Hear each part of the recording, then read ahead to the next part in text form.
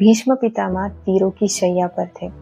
वे चाहे तो उसी क्षण मर सकते थे, पर ऐसा नहीं हुआ, क्योंकि युद्ध तो समाप्त हो गया था, पर धर्म अभी अधूरा था। कुरुक्षेत्र का युद्ध जीतने के बाद भी युधिष्ठिर सुखी नहीं थे।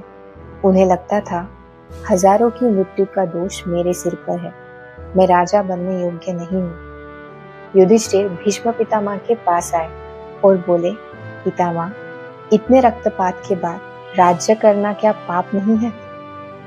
भीष्म पितामह समझ गए, यदि आज उन्होंने देह त्याग दिया तो युधिष्ठिर का मन धर्म को कभी स्वीकार नहीं करेगा और एक भ्रमित राजा पूरे राज्य को अधर्म में ले जा सकता है।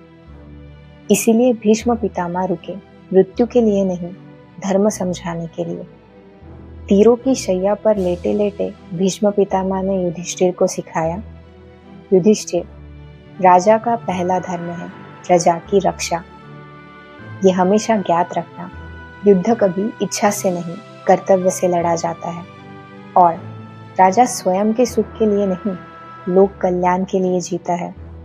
और कभी कभी अधर्म को रोकने के लिए कठोर निर्णय भी धर्म होते हैं। यही शिक्षाएं शिव पर्व और अनुशासन पर्व कहलाती है। जब युधिष्ठिर का मन स्थिर हो गया, तभी भीष्म पितामह ने कहा, अब मेरा कर्तव्य पूर्ण हुआ।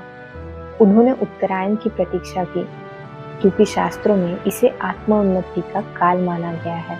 उत्तरायण आते ही भीष्म पितामह ने इच्छा मृत्यु स्वीकार की। यह हार नहीं थी, यह पलायन नहीं था, यह एक गुरु का अपने शिष्य को तैयार करके शांत विदा लेना था।